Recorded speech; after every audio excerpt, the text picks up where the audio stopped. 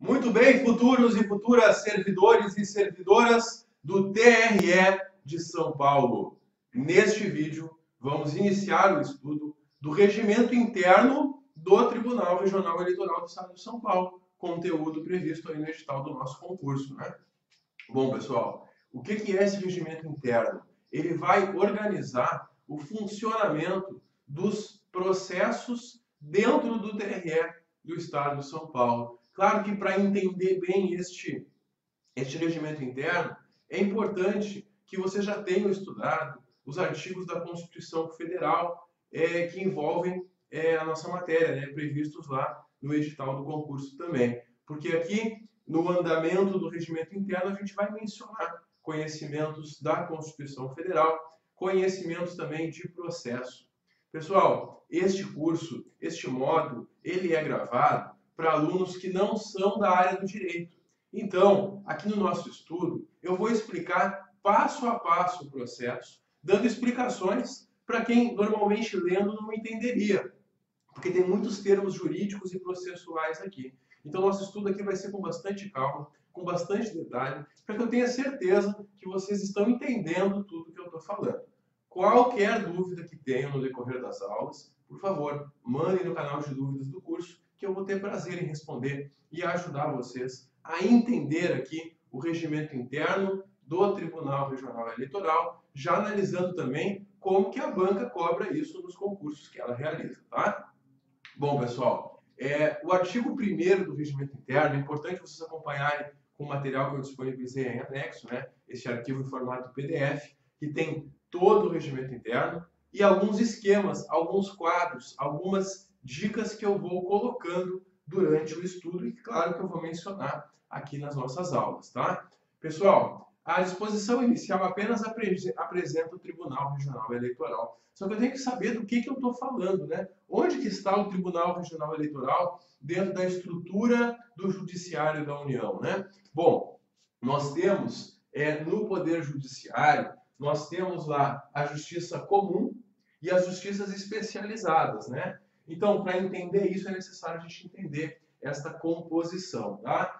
Como que é a Justiça Eleitoral? Nós temos no topo o TSE, que é o Tribunal Superior Eleitoral, que tem sede lá em Brasília. Abaixo dele, nós temos os tribunais regionais eleitorais. Cada estado tem o seu Tribunal Regional Eleitoral. E aí no estado de São Paulo tem o TRE de São Paulo. E abaixo nós temos os juízes eleitorais e as juntas eleitorais, né? Isso no primeiro grau de jurisdição eleitoral. Pois bem, tem algumas matérias que vão tramitar perante os juízes eleitorais, outras perante o TRE e outras perante o TSE. Isso dentro da organização de competência prevista na própria Constituição Federal, né? Nós vamos estudar tudo que envolve aqui, então, o funcionamento deste órgão aqui, do Tribunal Regional Eleitoral do Estado de São Paulo, tá? Nós temos ao lado dessa justiça especializada a justiça comum, que tem no topo lá o STJ, né? O Superior Tribunal de Justiça. A justiça comum que se divide em justiça comum federal e justiça comum estadual. Na justiça comum federal, nós temos os TRFs, Tribunais Regionais Federais. Esses não são por estado, são por regiões, né? E nós temos também no âmbito estadual, o Tribunal de Justiça. Aí temos aqui o juiz federal e temos aqui ao lado o juiz estadual. A gente vai perceber, da análise do regimento, que a composição do Tribunal Regional Eleitoral está diretamente ligada a essa justiça comum. Por quê? Porque não existe concurso para juiz eleitoral. Se eu quiser ser um juiz eleitoral, não adianta eu estudar especificamente direito eleitoral somente, tá? Porque para ser juiz eleitoral, eu tenho que ser um juiz da justiça comum, seja do TRF, seja do TJ. Ou ainda um advogado, né? Porque na composição do TRE nós teremos desembargadores, teremos juízes e teremos advogados que são indicados pelo Tribunal de Justiça, tá? Essa, então, é a ideia. Então, para trabalhar no TRE, para ser um juiz eleitoral ou um membro do Tribunal Regional Eleitoral, ou eu sou um juiz de carreira da Justiça Comum, seja federal, seja estadual, ou eu sou um advogado que venho a ser indicado pelo TJ, tá? Muito bem. Visto, então, e entendida essa estrutura do Poder Judiciário, nós temos agora o artigo 2º do Regimento Interno, que já vai trazer a composição do nosso Tribunal Regional Eleitoral de São Paulo, tá? Bom, a gente sabe, o TRE de São Paulo tem sede na cidade de São Paulo, capital, e jurisdição em todo o estado de São Paulo, tá? Como é que é a composição do nosso Tribunal Regional Eleitoral de São Paulo? Nós teremos, mediante eleição e escrutínio secreto, uma votação secreta, vão vir dois juízes que são escolhidos pelo Tribunal de Justiça entre os seus desembargadores. O Tribunal de Justiça do Estado de São Paulo vai indicar, então, dois desembargadores para integrarem aqui o TRE. Além disso, o Tribunal de Justiça vai escolher dois juízes de direito, juízes de primeiro grau, que vão ser indicados para o TRE. Então, vem dois desembargadores do TJ, dois dentre juízes estaduais, ambos 4 escolhidos pelo Tribunal de Justiça do Estado. Aí nós temos ainda um juiz que é escolhido pelo TRF da terceira região, porque o TRF da terceira região, ele abrange o estado de São Paulo, entre outros, tá? Além disso, então temos dois daqui e um daqui, temos ainda mais 2 juízes que são indicados em listas tríplices, listas com 3 nomes, pelo Tribunal de Justiça, dentre 6 advogados de notável saber jurídico e idoneidade moral que não sejam incompatíveis por lei e vão ser nomeados pelo presidente da República. Então, esses últimos 2 membros, né, não são juízes de carreira, são advogados que são escolhidos, indicados em listas pelo Tribunal de Justiça, eles vão ser nomeados pelo presidente da República. Então, aí estão, né, os nossos membros, né, os nossos 7 membros do TRE de São Paulo. Parágrafo 1º. Não podem fazer parte do tribunal cônjuges, companheiros ou parentes consanguíneos ou afins, em linha reta ou colateral, até o 4º grau de parentesco, excluindo-se, neste caso, o que tiver sido escolhido por último, tá? Essa regra aqui é uma regra para evitar parentesco dentre estes membros do TRE. Dentre esses indicados, então, não podem haver parentes dentre eles. Qual o grau de parentesco aqui? Até o 4º grau, pessoal. E o 4º grau é um grau de parentesco que chega até os nossos primos, né? Então, abrange tios, primos, irmãos, claro, pais, avós, netos. O 4º grau de parentesco, então, até esse 4º grau nós temos essa limitação. Isso no âmbito do tribunal, entre os membros do tribunal, entre esses juízes que o inciso 1 do artigo 2º lista, tá? Bom, pessoal, aí nós temos o parágrafo 2º, que fala de uma outra incompatibilidade de parentesco, e essa que é em relação aos candidatos. Em relação aos candidatos a mandatos eletivos, não pode haver pessoas com parentesco com eles integrando aqui o TRE, aí até o 2º grau. Diz ali, no período compreendido entre a homologação da convenção partidária, que é o momento onde são escolhidos os candidatos para aquela eleição, até a apuração final da eleição, durante este período eleitoral, não pode servir como juiz aqui no TRE, não pode servir como juiz o companheiro, o parente consanguíneo ou afim, até o 2º grau de candidato a cargo eletivo na circunscrição. E até o 2º grau nós temos irmãos, nós temos avós, nós temos netos, pais e filhos, tá? É um parentesco bem menor este de 2º grau. Então, no caso do parágrafo 1º, entre os membros do tribunal, a vedação ela é maior. Não pode ter primos, nem tios, nem pais, nem irmãos, nem avós, vai até o 4º grau. E aqui no parágrafo 2º, em relação aos candidatos ao cargo eletivo, aí vai somente até o 2º grau de parentesco, de forma que é possível que o tio de um candidato ou que o primo de um candidato esteja como membro no tribunal eleitoral durante a sua eleição, tá? Pessoal, só para a gente entender bem o que é esse grau de parentesco, rapidamente aqui para a gente revisar. Nós temos um grau de parentesco em relação aos meus pais, por exemplo. Desculpem. Em relação ao meu pai e à minha mãe, eu tenho um grau de parentesco. Aqui estou eu, tá? Em relação ao meu irmão, como é que vai funcionar? Eu subo um grau dos pais e desço outro grau até o meu irmão. E aqui, em relação ao meu irmão, eu tenho um parentesco de segundo grau, tá? E, em relação aos meus avós, eu vou ter um parentesco de segundo grau. 1 grau, 2 graus. Em relação aos meus tios, eu terei um parentesco de terceiro grau, porque eu subo aos meus pais, subo aos meus avós e desço aqui ao meu tio ou tia. Aqui nós estamos no terceiro grau. Em relação a um primo que eu tenho, que é filho do meu tio, nós teremos um parentesco de quarto grau. Pessoal, e aí que nós temos que entender? Nós temos que entender aqui que a vedação entre os membros do tribunal de parentesco, ela vai ser até o quarto grau. Agora, entre um membro do tribunal e um candidato, aí é somente até o segundo grau, abrangendo somente ali pais, avós e o irmão, neste caso, o segundo grau. Ou também, claro, para baixo, né? 1 grau para meus filhos, segundo grau para os meus netos, claro. É essa a ideia, portanto, tá? Então é isso que nós temos aqui, sobre estes graus de parentesco previstos, então, como vedações aqui de composição do Tribunal Eleitoral, tá? Fiz um quadrinho aí, claro, nosso material é um quadrinho, resumindo então. Impedimentos por parentesco. Primeiro, entre os membros do tribunal, entre eles, entre si, até o quarto grau de parentesco. Em relação ao candidatos a cargo eletivo, até o segundo grau. Claro, sempre abrangendo também os companheiros e os afins. Quem são os afins? São os parentes do teu companheiro ou da tua companheira, né? Esses são os parentes afins. Os parentes consanguíneos são esses que integram esta árvore genealógica aqui, tá?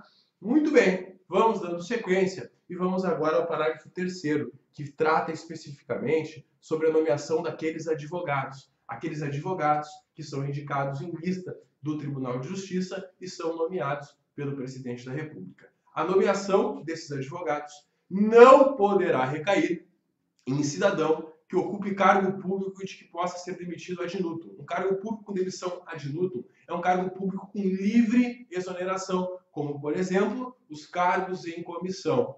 Também que seja diretor, proprietário ou sócio de empresa beneficiada com subvenção, privilégio, isenção ou favor, em virtude de contrato com a administração pública, ou que exerça mandato de caráter público federal, estadual ou municipal, tá? Então, uma vedação, então, em relação à escolha daqueles advogados. Não pode ser nenhum que esteja numa dessas condições aqui.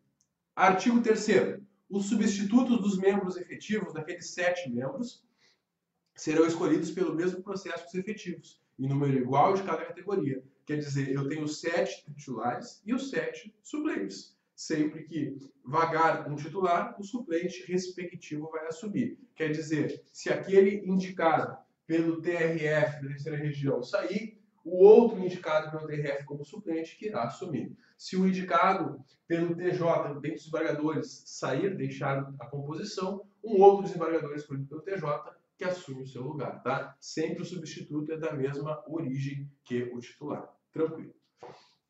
Muito bem. Parágrafo único do artigo 3º. Os juízes substitutos, esses que são os suplentes, né, terão os mesmos direitos, garantias, prerrogativas, deveres e impedimentos dos juízes titulares. Então, mesmo quando eu estou como juiz substituto no TRE e não como titular, eu tenho as mesmas vantagens, deveres e os mesmos impedimentos que os titulares em exercício têm. Até porque a qualquer momento eu posso ser chamado para assumir essa função. Então, aquela vedação em relação ao parentesco, por exemplo, vale tanto para os juízes titulares como para esses juízes substitutos suplentes, tá? Artigo 4º. O tribunal elegerá para sua presidência um dos desembargadores do Tribunal de Justiça, para servir por 2 anos, contados da posse, cabendo ao outro desembargador, o exercício cumulativo da vice-presidência e da Corregedoria Regional Eleitoral, sendo que presidirá o pleito e lhes dará posse o juiz mais antigo. Pessoal, dos 7 membros do TRE de São Paulo, nós temos 2 que são o quê? Que são desembargadores do TJ.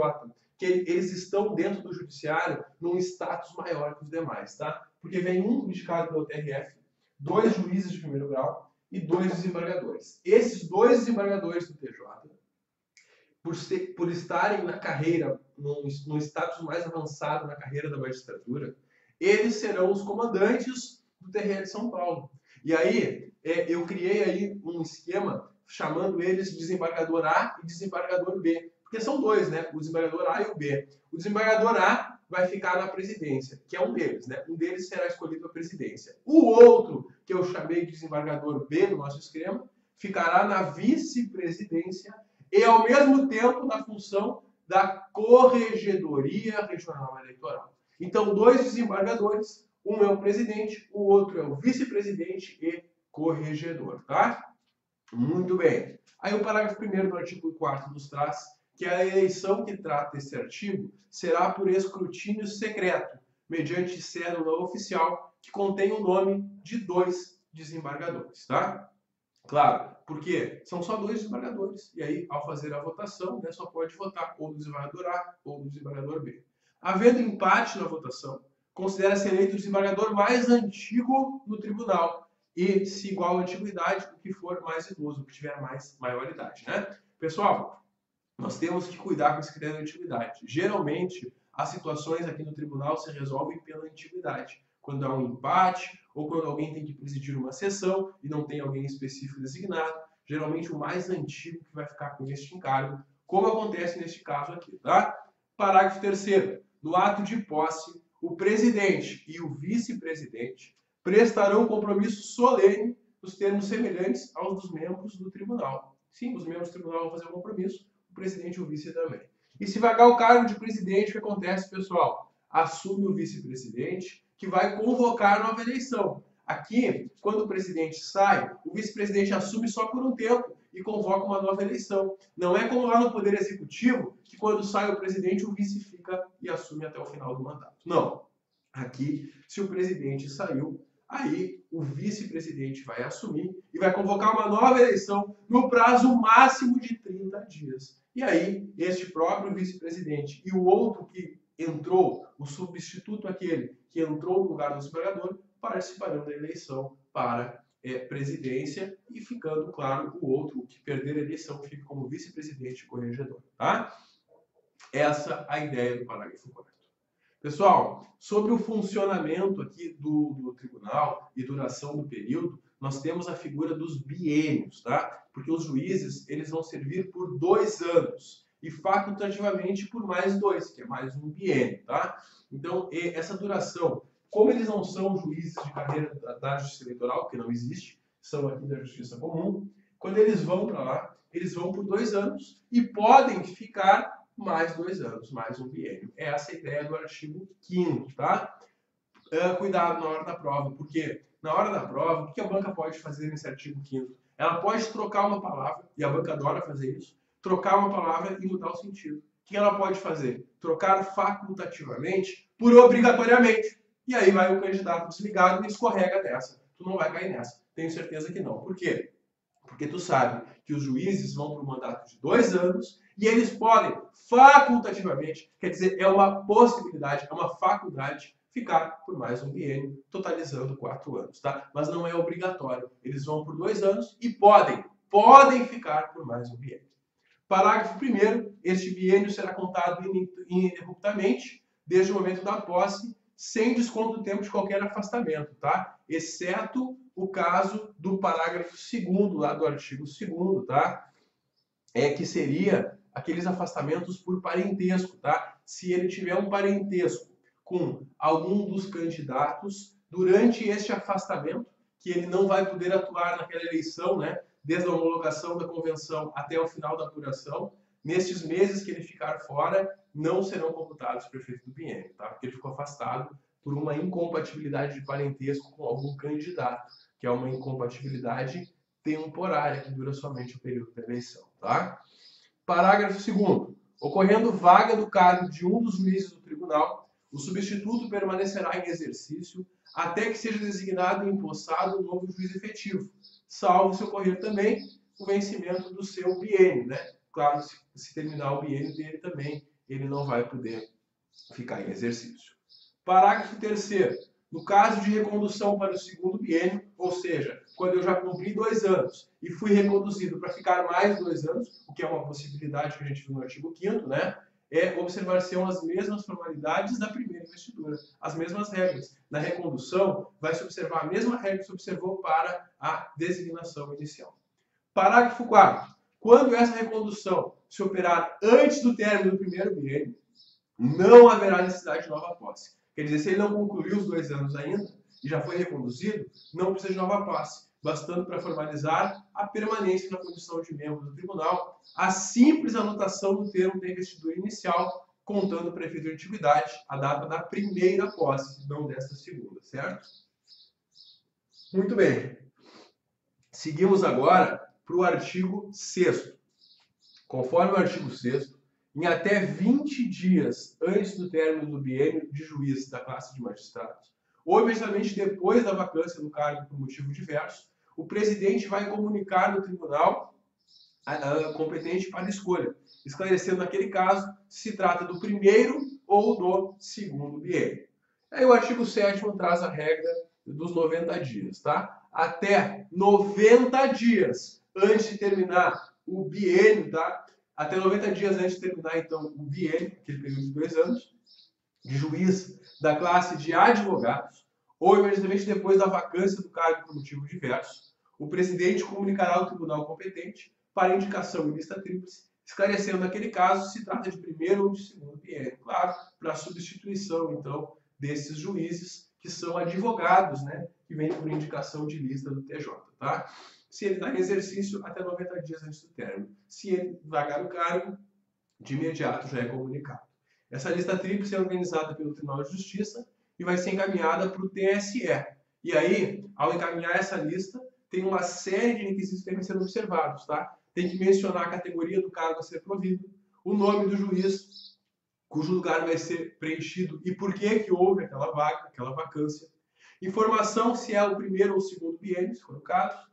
Dados completos a respeito da qualificação de cada um dos candidatos, bem como declaração de ocorrência de qualquer impedimento ou incompatibilidade deste candidato para assumir a função do tribunal.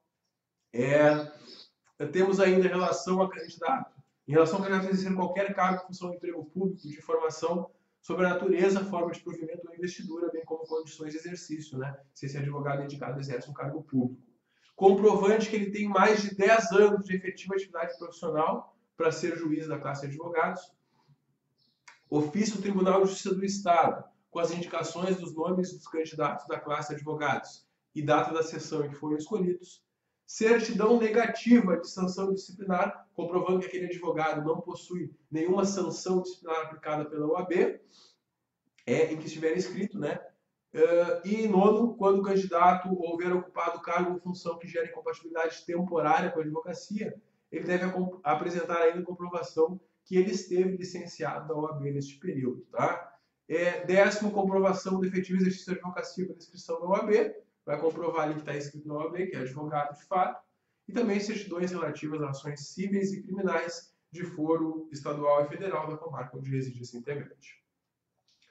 Pessoal, aí o artigo 8º nos traz que nenhum juiz efetivo poderá voltar a integrar no tribunal na mesma classe ou em classe diversa após servir por 2 anos consecutivos, salvo transcorridos 2 anos do término do segundo biênio. Como assim? Pessoal, a gente viu que o juiz ele pode ficar por um biênio, tá? Eu vou abrir um espaço aqui para a gente visualizar isso aí. Então, o membro aqui do tribunal, ele pode ficar por um biênio, que a gente sabe que são 2 anos. Aí ele ficou lá 2 anos, foi reconduzido por mais um biênio, por mais 2 anos. Qual é a pergunta aqui? A pergunta nessa questão é a seguinte: este profissional, esse juiz, ele pode voltar para o TRE novamente? Pode. Só que, se ele ficou 2 anos de atividade, mais 2 anos, ele vai ter que ficar 2 anos fora. E somente aqui ele poderá voltar para o biênio, tá? Então, ele ficou 2 anos no TRE, mais 2 anos no TRE, tem que ficar 2 anos fora para poder, de novo, integrar no TRE. é essa a ideia, tá? Se ele ficar 2 anos fora, aí ele pode voltar. Dentro desses 2 anos, ele não pode voltar a essa função no TRE. É para evitar, né, que o juiz de carreira da Justiça Comum faça carreira na Justiça Eleitoral, fique lá depois longos anos consecutivos no eleitoral, possibilitando então uma renovação aqui. Essa é a ideia do artigo 8º. Este prazo de 2 anos somente poderá ser reduzido em caso de existência de outros juízes que preenchem requisitos legais. Como assim?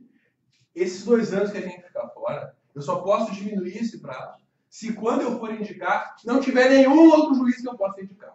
Se ele for o único juiz que possa ser indicado no TRE, aí esse requisito pode ser afastado, conforme o parágrafo 1º. Parágrafo 2º. Para os efeitos desse artigo, consideram-se também consecutivos 2 biênios, quando entre eles houver ocorrido interrupção inferior a 2 anos, tá? Também vão ser contados como 2 biênios. Ao juiz substituto, que enquanto estiver nessa condição, aplicam-se as mesmas regras, sendo permitido, entretanto, vir a integrar o tribunal como efetivo. Como assim? Se eu fiquei 2 anos como substituto, mais 2 anos como substituto, eu não posso continuar como substituto. Mas eu posso ser efetivo, tá? Para eu voltar a ser substituto, teria que ficar 2 anos fora. Mas para me tornar efetivo, não precisaria esperar essa regra, tá? Artigo 10. Compete ao tribunal a apreciação da justa causa para a dispensa da função eleitoral antes do transcurso do primeiro biênio. E perderá automaticamente a jurisdição eleitoral o magistrado que se aposentar na Justiça Comum ou que terminar o respectivo período. Como assim? O juiz eleitoral, como a gente viu, muitos deles são na Justiça Comum. Quando ele se aposenta na Justiça Comum, automaticamente ele sai do TRE. Ele não pode se aposentar como juiz de Justiça Comum e continuar atuando perante o TRE. Essa é a ideia, tá, pessoal? Tranquilo? Espero que estejam entendendo. Qualquer dúvida, sabem que estamos à disposição do nosso canal de dúvidas. Dá um clique no próximo vídeo, eu volto para a gente começar já a falar sobre a próxima sessão, que trata da posse a partir do artigo 12. Até logo.